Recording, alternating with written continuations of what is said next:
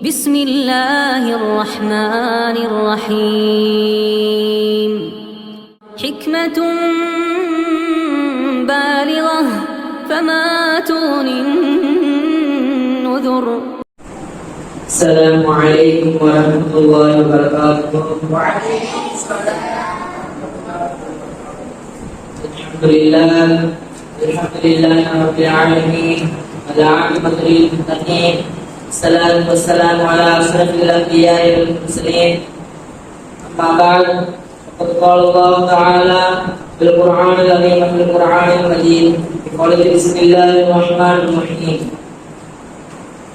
قال الله تعالى وإنك لعلى خلق عظيم. صدق الله العلي العظيم.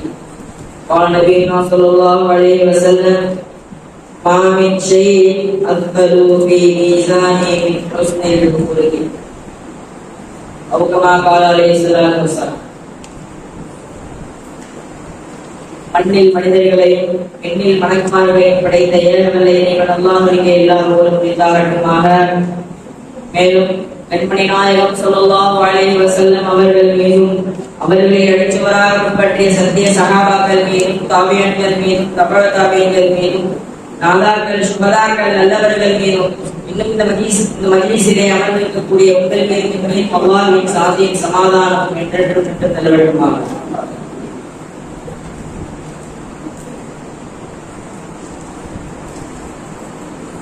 நாம் வாழ்ந்து கொண்டிருக்கக்கூடிய ஒரு காலகட்டத்திலே ஒருவரிடத்திலே மரியாதையை பெறுவதற்கும் ஒருவரிடத்திலே அவமரியாதையை பெறுவதற்கும் நம் நற்செயல்களும் நற்பண்புகளும் தான் காரணமாக இருக்கிறது. அப்படி நற்செயல்கள் நம்மிடத்திலே வர வேண்டுமானால் முதலில் நற்பண்புகள் நம்மிடத்திலே வர வேண்டும். அப்படிப்பட்ட நற்குணத்தை பற்றி அல்லாஹ் தஆலா தன் திருமறையிலே கூறுகிறார், வைன்னக லஅலா குலுகின் அலீம். நபியே, நிச்சயமாக நீங்கள் உயர்ந்த நற்குணத்தின் மீது இருக்கிறீர்கள் என்று அல்லாஹ் தஆலா தன் திருமறையிலே கூறுகிறார். அப்படியானால் ரசூலுல்லாஹி ஸல்லல்லாஹு அலைஹி வஸல்லம் அவர்கள் எந்த அளவிற்கு நற்குணத்திலே மிக உயர்ந்தவர்களாக இருக்கிறார்கள் என்பதை நாம் புரிந்து கொள்ள வேண்டும். தடவை ரசூலுல்லாஹி ஸல்லல்லாஹு அலைஹி வஸல்லம் அவர்கள் எப்பொழுதெல்லாம் வீதியில் செல்கிறார்களோ அப்பொழுதெல்லாம் ரசூலுல்லாஹி ஸல்லல்லாஹு அலைஹி வஸல்லம் அவர்கள் மீது ஒரு மூதாட்டி குப்பையை கொட்டிக் கொண்டே இருப்பார். அப்படி தினமும் கொட்டிக் கொண்டே இருக்கிறார். அப்படி கொட்டிக் கொண்டே இருக்கும் பொழுது ஒரு நாள் அவர் குப்பையை கொட்டவில்லை. இதை பார்த்த ரசூலுல்லாஹி ஸல்லல்லாஹு அலைஹி வஸல்லம் அவர்கள் இத்தனை நாளாக நம்மே குப்பையை கொட்டிக் கொண்டிருந்த அந்த மூதாட்டி என்று காணவில்லை என்று அவருடைய வீட்டுக்கு போய் பார்க்கிறார்கள். அப்படி பார்க்கும் பொழுது அந்த மூதாட்டிக்கு உடல்நிலை சரியில்லாமல் இருக்கிறது. இதை பார்த்த ரசூலுல்லாஹி ஸல்லல்லாஹு அலைஹி வஸல்லம் அவர்கள் உடனடியாக அவர்களை நலம் விசாரிக்கிறார்கள். இதை பார்த்த அந்த மூதாட்டி, என்னடா இது, இத்தனை நாளாக நாம் அவர்கள் மீது அதிகமான குப்பைகளை கொண்டிருக்கிறோம், அவர்களை அதிகமாக ஏசி இருக்கிறோமே, ஆனால் அதையெல்லாம் விட்டுவிட்டு நமக்கு உடல்நிலை சரியில்லை என்றவுடன் நம்மை நலம் விசாரிக்க வந்திருக்கிறார்கள் என்று அந்த மூதாட்டி உடனடியாக ஸல்லல்லாஹு அலைஹி வஸல்லம் அவர்களுடைய கையை பிடித்து இஸ்லாத்தை ஏற்றுக்கொள்கிறார்கள். ஆனால் இன்று இருக்கக்கூடிய காலகட்டத்தில் ஒருவரின் மீது ஒருவர் பென்சிலில் சீவக்கூடிய துகள்களை போட்டால் போதும், அவர்கள் மீது அங்கு இருக்கக்கூடிய எல்லா குப்பைகளையும் அவர் மீது கொட்டிவிடுகிறார். அவருடைய பழியை தீர்த்துக் கொள்கிறார். ஆனால் ரசூலுல்லாஹி ஸல்லல்லாஹு அலைஹி வஸல்லம் அவர்கள் அன்று அப்படி செய்யவில்லை.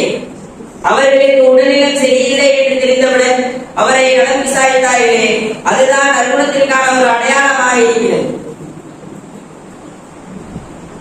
பிறகு அதே போல ரசூலுல்லாஹி ஸல்லல்லாஹு அலைஹி வஸல்லம் அவர்கள் இஸ்லாத்தை பரப்பிக் கொண்டிருந்த அந்த நேரம், அப்படி இஸ்லாத்தை பரப்பிக் கொண்டிருக்கும் பொழுது சில நபர்கள் இஸ்லாத்தை ஏற்றார்கள், சில நபர்கள் இஸ்லாத்தை ஏற்காமல் இஸ்லாத்தை புறக்கணித்துக் கொண்டிருந்தார்கள். அதிலும் சில நபர்கள் இஸ்லாத்தை ஏற்க பிடிக்காமல் அந்த ஊரை விட்டு வெளியேறிக் கொண்டிருந்தார்கள். அப்படி வெளியேறக்கூடியவர்கள் ஒரு மூதாட்டி தன் சுமைகளை தூக்கிக் கொண்டு அந்த ஊரை கடக்கிறார். அவர் ஊரை கடப்பதை பார்த்த ரசூலுல்லாஹி ஸல்லல்லாஹு அலைஹி வஸல்லம் அவர்கள், நீங்கள் கொஞ்சம் சுமையை இழந்து தாருங்கள், நான் அதை சுமந்து வருகிறேன் என்று சொன்னவுடன் சரி என்று சொல்லிவிட்டு அந்த சுமையை ரசூலுல்லாஹி ஸல்லல்லாஹு அலைஹி வஸல்லம் அவர்களிடத்திலே கொடுத்து விடுகிறார். அப்படி கொடுத்துவிட்டு தன் பாதையில் சென்றிருக்கும் பொழுது இந்த மாதிரி நம் ஊருக்கு முஹம்மது என்று ஒரு நபர் வந்திருக்கிறாராம். அவர் இஸ்லாத்தை ஏற்க சொல்லி நம் மதங்களை இழிவுபடுத்துகிறார், அதனால் நான் இதை பிடிக்காமல் இந்த ஊரை விட்டு நான் கிளம்புகிறேன் என்று சொல்லிக்கொண்டே நபி ஸல்லல்லாஹு அலைஹி வஸல்லம் அவர்களை பற்றி திட்டிக்கொண்டே ஏசிக்கொண்டே வருகிறார். அப்படி வருகிற முழுக்க அவர்களை பற்றி ஏசிக்கொண்டே திட்டிக்கொண்டே வரும் பொழுது அவருடைய இல்லம் வந்துவிடுகிறது. இதை பார்க்கிற அந்த மூதாட்டி, இவ்வளவு நேரத்தை இடத்திலே நீ பயணம் செய்தாயே, உன்னுடைய பெயர் என்ன, நீ முதல் யார் என்று கேட்டார். இவ்வளவு நேரம் திட்டிக்கொண்டு ஏசிக்கொண்டு வந்தீர்களே, அந்த முஹம்மது வேற யாரும் அல்ல, நான் தான் என்று ரசூலுல்லாஹி ஸல்லல்லாஹு அலைஹி வஸல்லம் சொன்னார்கள். இதை பார்த்த அந்த மூதாட்டி அவர்களுடைய நற்குணங்களை பார்த்து, அவர் நாம் திட்டியும் அவர்கள் அமைதியாக வந்திருக்கிறார்கள் என்று அவருடைய உள்ளத்தை பார்த்து அவர் அந்த நொடியிலே ரசூலுல்லாஹி ஸல்லல்லாஹு அலைஹி வஸல்லம் அவருடைய கையை பிடித்து இஸ்லாத்தை ஏற்றுக்கொண்டார்.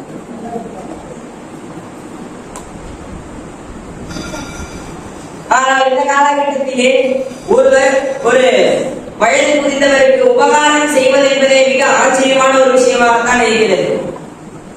அதிலும் மேலாக அப்படி உபகாரம் செய்யக்கூடிய அந்த நபரை பற்றி அவரிடத்திலே நாம் திட்டிக் கொண்டிருந்தோமானால் அந்த சுமையை நம் மீது போட்டுவிட்டு அவர் சென்றிருப்பார்.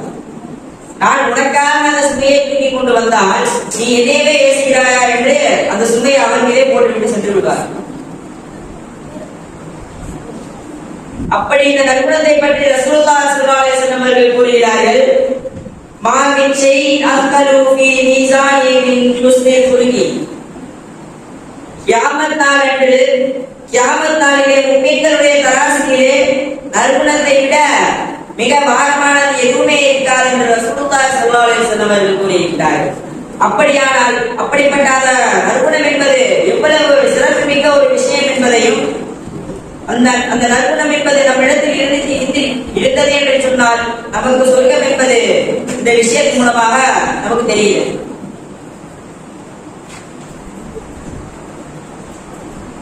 அதே போல இந்த நற்குணத்தை பற்றி ரசூலுல்லாஹி ஸல்லல்லாஹு அலைஹி வஸல்லம் அவர்கள் இன்னொரு இடத்திலே கூறுகிறார்கள்,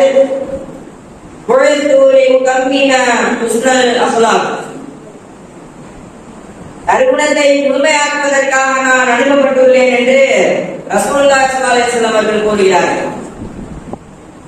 அப்படியானால் அன்றிலிருந்தே இந்த நற்குணங்கள் என்பது பெரும்பாலான நபர்களிடத்திலே மிக கம்மியானதாகத்தான் இருந்திருக்கிறது. ரசூலுல்லாஹி ஸல்லல்லாஹு அலைஹி வஸல்லம் அவர்களிடம் 10 ஆண்டுகள் படித்திருக்கிறேன், ஒரு நாள் கூட நான் ஒரு செயலை செய்தாய், ஏன் இந்த செயலை செய்தாய் என்றோ, நான் ஒரு செயலை செய்யாவிட்டால் ஏன் இந்த செயலை செய்யவில்லை என்றோ ரசூலுல்லாஹி ஸல்லல்லாஹு அலைஹி வஸல்லம் இடத்தில் கேட்டதில்லை என்று அனஸ் ரலியல்லாஹு அன்ஹு அவர்கள் கூறுகிறார்கள். அதே போல இன்னொரிடத்தில் நபி ஸல்லல்லாஹு அலைஹி வஸல்லம் அவர்களை பற்றி அவருடைய தோழர்களிடத்திலே கேட்கப்படுகிறது. ரசூலுல்லாஹி ஸல்லல்லாஹு அலைஹி வஸல்லம் அவருடைய குணங்கள் எவ்வாறு என்பது என்று கேட்கும் பொழுது அதற்கு தோழர்கள் சொன்னார்கள், மக்களிலேயே மிக சிறந்த நற்குணமுடையவராக ரசூலுல்லாஹி ஸல்லல்லாஹு அலைஹி வஸல்லம் அவர்கள் இருந்தார்கள் என்று அந்த தோழர்கள் கூறுகிறார்கள். அப்படியானால் நற்குணம் என்பது எவ்வளவு ஒரு முக்கியமான விஷயம் என்பதை நாம் சிந்தித்து பார்க்க வேண்டும். அதே போல ஆயிஷா ரலியல்லாஹு அன்ஹா அவர்கள் அறிவிக்கிறார்கள், ஆயிஷா ரலியல்லாஹு அன்ஹா அவர்களிடத்திலே ஒரு கேள்வி ஒன்று விண்ணப்படுகிறது. ரசூலுல்லாஹி ஸல்லல்லாஹு அலைஹி வஸல்லம் அவர்களுடைய குணங்கள் எவ்வாறு இருந்தது என்று கேட்டவுடன் அவர்கள் சொன்னார்கள், நாயகத்தின் நற்குணம் என்பது குர்ஆனை போன்றதாகத்தான் இருந்தது. நபி ஸல்லல்லாஹு அலைஹி வஸல்லம் அவர்களுடைய குணம் குர்ஆனை போன்றிருந்தது என்று ஆயிஷா ரலியல்லாஹு அன்ஹா அவர்கள் கூறுகிறார்.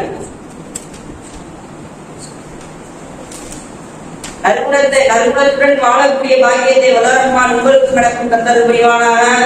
பாரதி ரஹ்மான் அலைஹி வஸல்லம். அஸ்ஸலாமு அலைக்கும் வரஹ்மத்துல்லாஹி வபரகாத்துஹு.